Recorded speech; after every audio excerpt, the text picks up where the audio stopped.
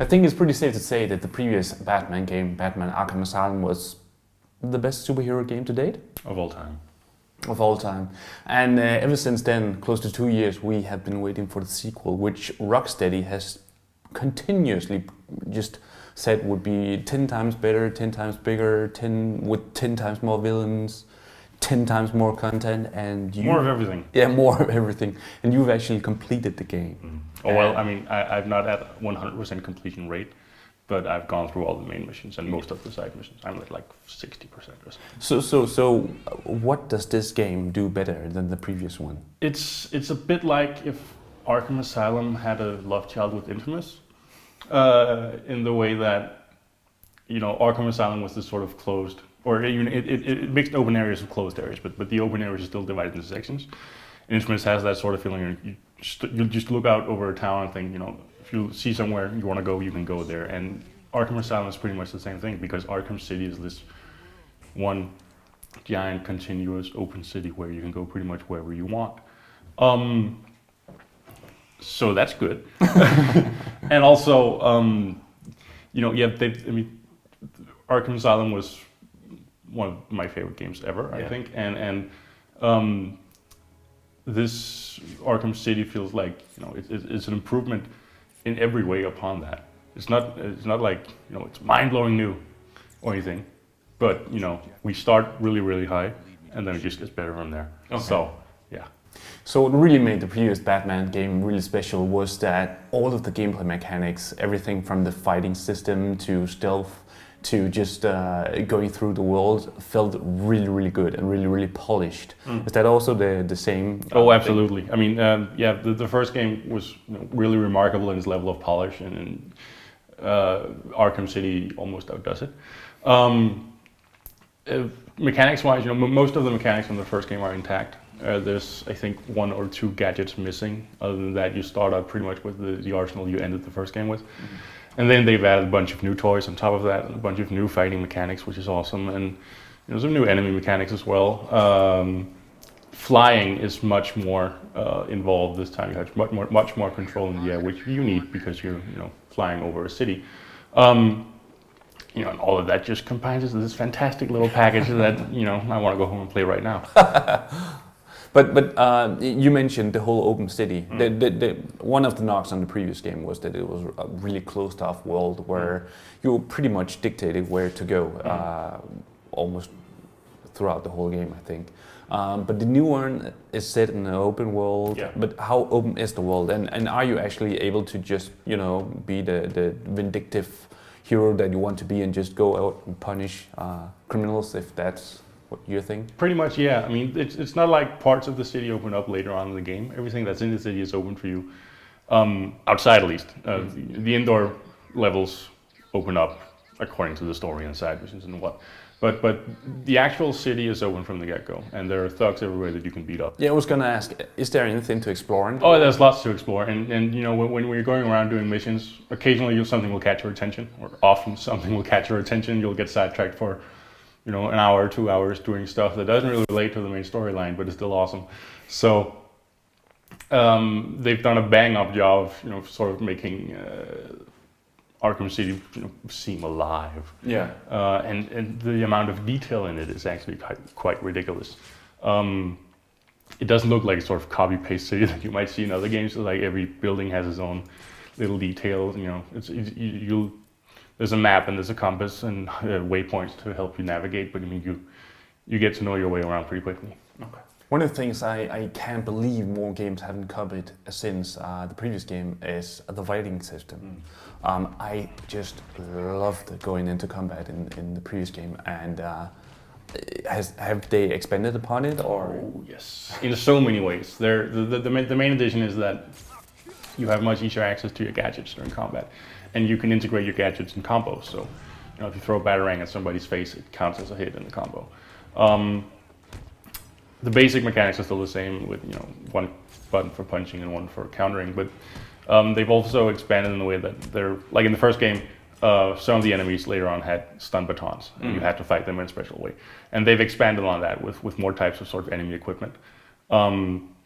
So there's a new counter maneuver where you go backwards when somebody is stabbing at you with a knife, and other sorts of things that where enemies has to be attacked in a certain way.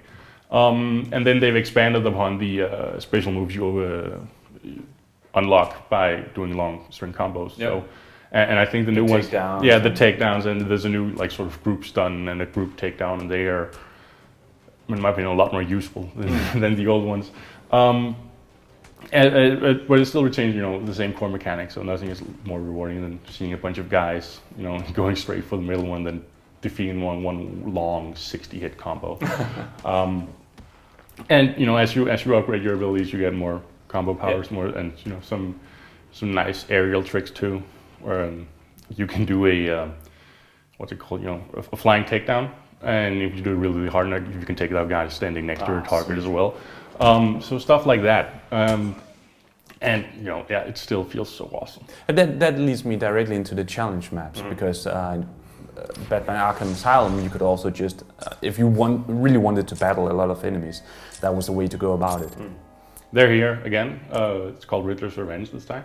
And again, there's the challenge maps where the brawl maps where you beat a bunch of guys up, and then there's the Predator maps where you're fighting armed enemies and you have to stay hidden and stay stealthy.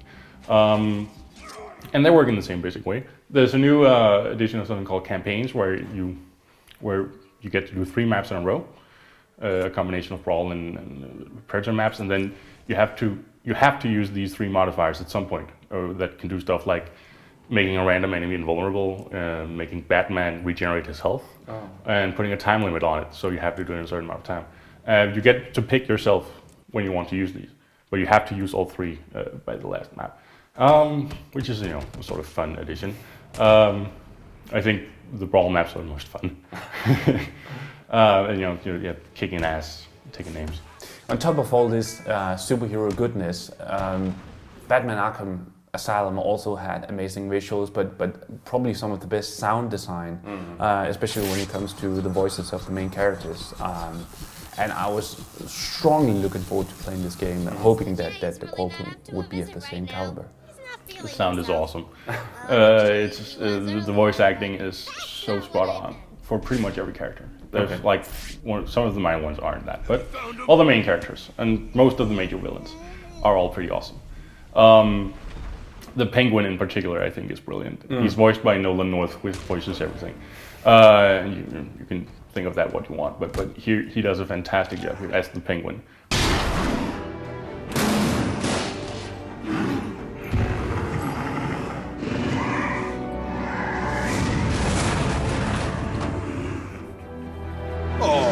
He doesn't look happy to see you, Batman. Good luck. Mark Hamill does a fantastic job as the Joker, again. Yes. Surprise!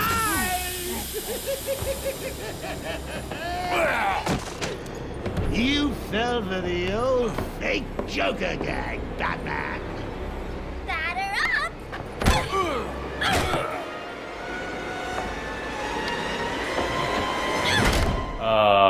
Conroy does a fantastic job as Batman, and everybody does a fantastic job as their respective characters. The sound is brilliant. The music is also really, really good. It sort of reminds me both of The Dark Knight and Inception and Deus Ex: Human Revolution, of all things. Pretty high glory. The soundtrack's nice. And the visuals, it looks better than the first game. Okay. It's not like Crisis level, oh my god, this looks amazing, Battlefield 3 type graphics, but it still looks really, really good. But I guess one of the many games that has sort of now started to reach the limit of the current consoles, I guess. Probably, yeah. And I was playing the old game recently, and I noticed that characters, at least in this one, in the new one, looks better. Batman looks better than he did in the old one. So there's that. Okay. So all in all, it sounds like this is pretty much the sequel we were hoping for, some even expecting, and I mean, from everything I read and also heard from you, it just sounds like it's chock full of content and cool villains. And Catwoman too. Oh yeah. Catwoman's here as a sort of online pass, except you don't go online, but as a DLC code included in the box. And when you use that, you add 4 missions to the game and get to use her in the challenge maps as well. Watching Catwoman kick ass. I think she's probably the sexiest video game character of all time, which is saying a lot. But yeah, she's awesome. And to summarize, I guess, I think the step up from Arkham Asylum to Arkham City feels a bit like the step up from Batman Begins to The Dark Knight. Oof. So maybe we should just leave it at that.